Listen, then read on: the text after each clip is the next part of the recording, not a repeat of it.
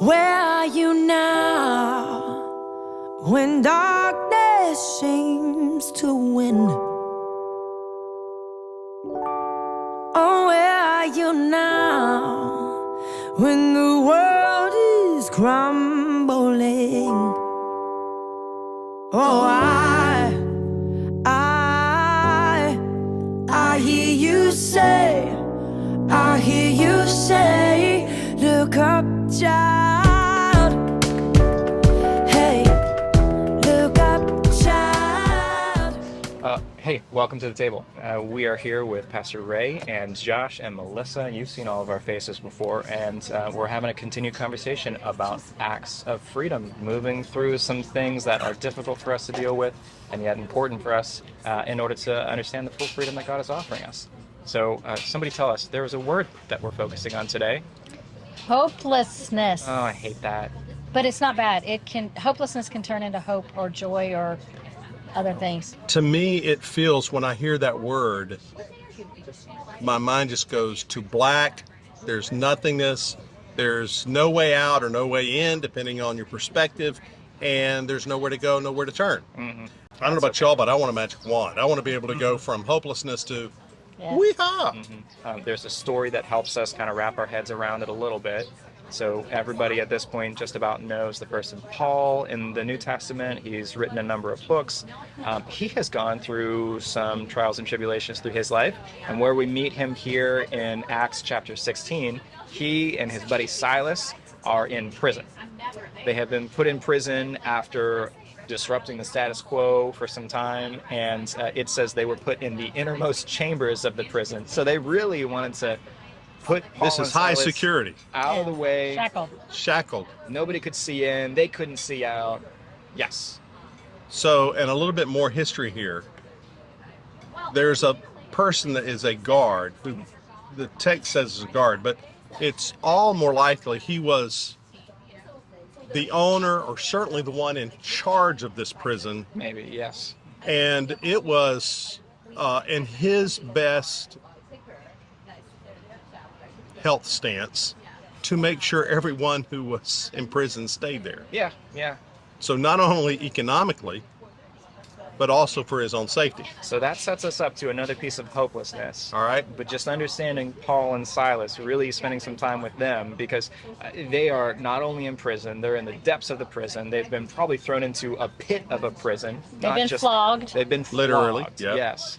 They've been run through the justice system that's a little bit broken at this time, certainly for this community. And these guys, Paul and Silas, are what it seems to me almost warped mentally. Because they don't seem hopeless.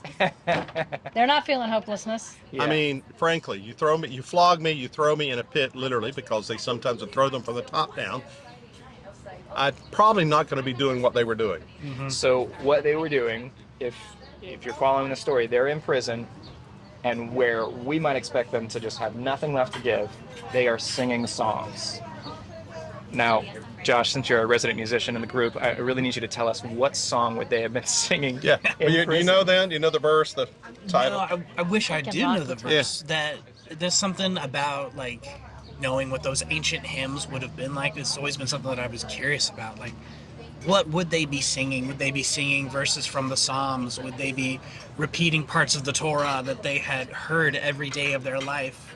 Would they be, singing modern stuff that, they had just recently had heard from the stories of Jesus, as that they were trying to communicate to other people in that. Yeah. So these two guys are singing in the depths of this prison. From the text we learned, other prisoners have either been influenced by them or certainly They're listening to the songs. they're listening, yes. They don't have any choice. Yeah, well, you have a good point. You can be hopeless all you want. However, so then what happens in the story? All right, so this is where it would be nice to know what the song was, because apparently the song had a little bit of magical influence to the world, because as they're singing, there is an earthquake that happens, and it's just the right kind of earthquake for what Paul and Silas and these other prisoners would have wanted, because what happens is this earthquake doesn't destroy the building, but it breaks open the doors and loosens all of their chains. I mean, what in the world? To the free. They would be effectively free, yes. So, I So you mean, would think everybody would well, vote. I mean, Right? anybody would have a brain. If I'm in prison and all the doors are open and the chains are off, Just Run. go up I'm there. bolting. Yeah. What happened, Melissa? They didn't. Well, they were not bright people that were in prison, Or evidently. God had a bigger purpose, perhaps. Perhaps. So then the story switches to the jail keeper, the jail master. I don't know the word. Scriptures call him some say the guard. The guard. The prison keeper. Who realized what had happened, and it was dark, and he thought that everybody had escaped. Which would have been a normative thought. Of course. Yep. And so he, I imagine, was feeling scared and very hopeless. Very. So much so that he was going to take his own life. Yeah. He pulled out his sword. He was ready. So there's really two arenas of hopelessness here. We have these inmates, these prisoners, Paul and Silas. I mean, for all they know, they could be off with their head. Yeah. And then the other inmates, we don't know why they were in there. So you have that depth of hopelessness. And then the man that's in charge of all of them, because he's assumed they're all gone, now he's like, I'm hopeless.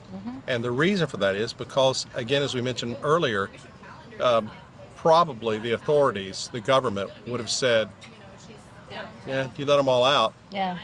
Now, we're not going to put you in prison. We're just going to kill you. Yeah. Off with your head.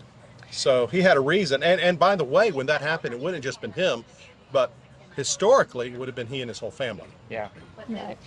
Hopelessness as a character in the story has really latched on to who they are, the situation that they're in, and is doing everything that it can to bring them down. There's that intense feeling of isolation. Oh.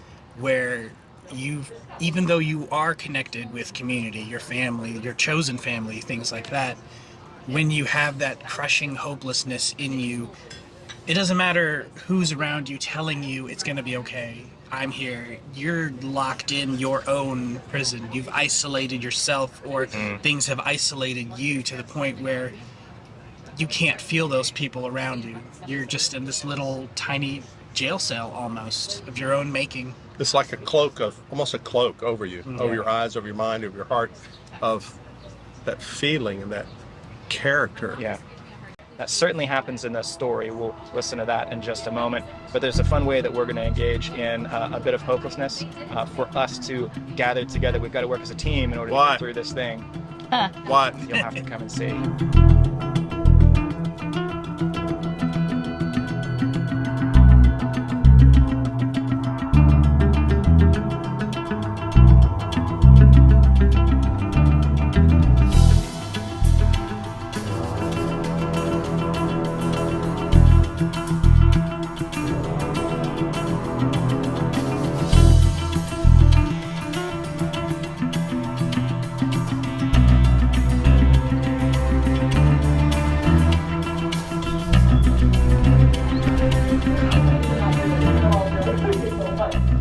How are you feeling about this going in? I'm a little apprehensive because I don't know what it's going to be. No, I'm feeling a little nervous. I haven't been in one that I haven't gotten out of yet, and I'm afraid you guys are going to bring me down. Be honest. And how are you feeling? I'm excited. I love puzzles. All So puzzles. hopelessness is a theme in your life because you've gotten out of it, because you just Every dwell in single it. time. And how are you feeling? I'm pumped. Very different than Paul and Silas.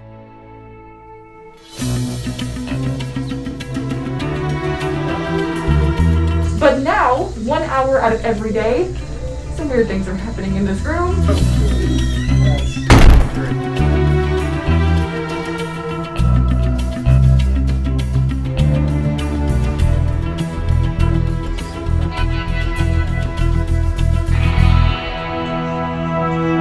So wait, it's got 4.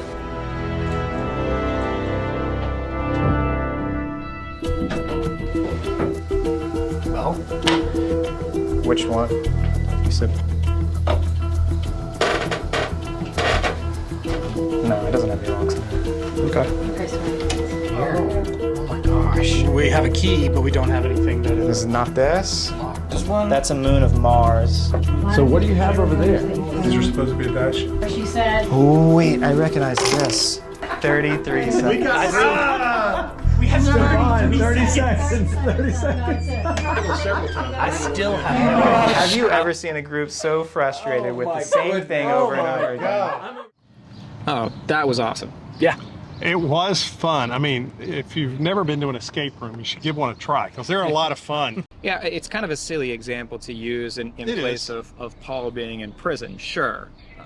But, there's also a lot we could take from it. At the beginning, when we started out, all of us rushed in different directions to try and figure out. We all had an idea of how we could solve the room, and we probably thought we could do it pretty quickly. We had a full hour. A whole hour to get out of this escape room. And we went all the way to the end.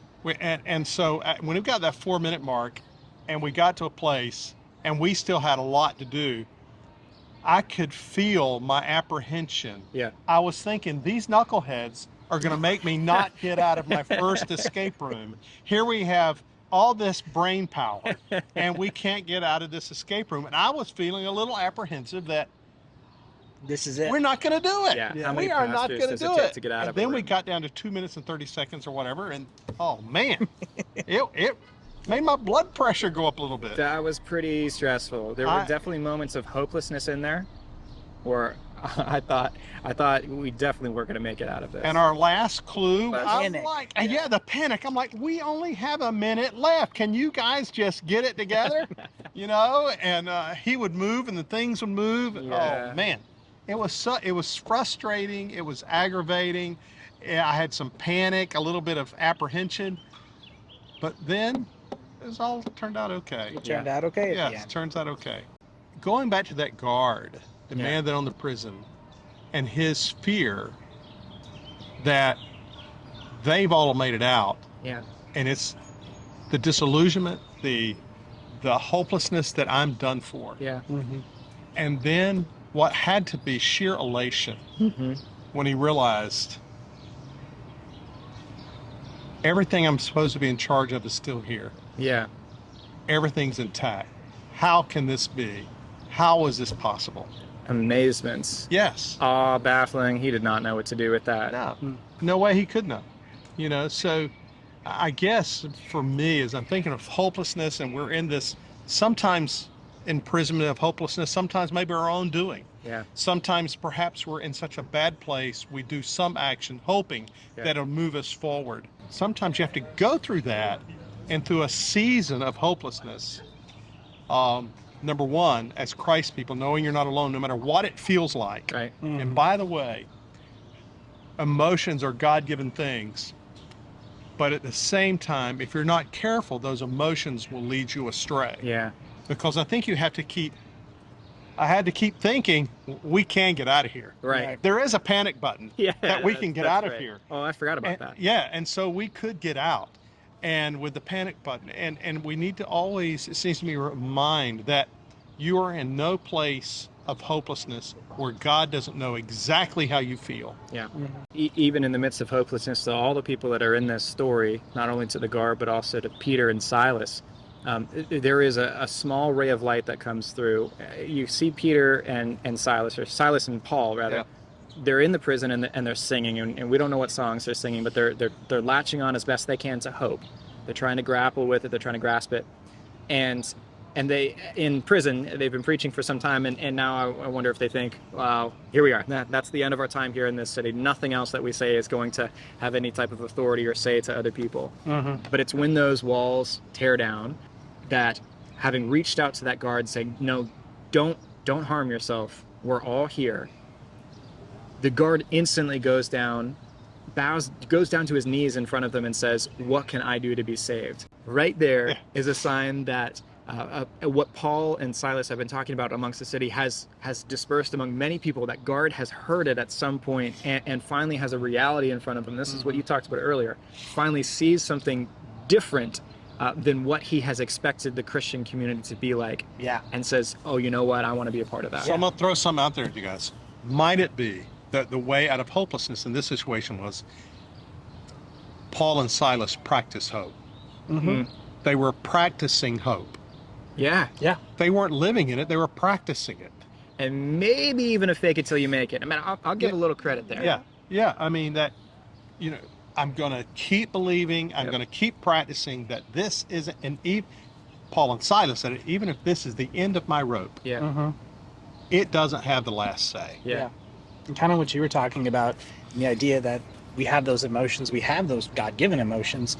Those emotions can still continue after the fact. That trauma of being imprisoned and beaten and at the end of your rope, those are memories that Paul and Silas are going to have for the rest of their lives. But in that terribleness that happened when they're imprisoned, the guard and his family were able to experience something unique and beautiful from that. Hope and salvation. Exactly. Yeah. And sometimes our own hopelessness and our own practice of trying to find hope in that can inspire somebody else to see that and to say, hey, I'm curious about that. I want to know more about that. And How see can you be in such a bad place and practice hope? Yeah. Paul and Silas gathered with that guard and his family around a table for a meal at the end of this story. He invites them to their house. The guard does. I know. Look at that. We keep coming back to tables. Here we are. There is rays of hope that goes beyond our understanding. We can be a part of it. I think that's a call for us in this message. I think it is indeed. And so with that, we thank you for being here and joining us at the table once again. You can never be in a place where there is no hope, even in the middle of hopelessness. Thanks for being here. We'll see you.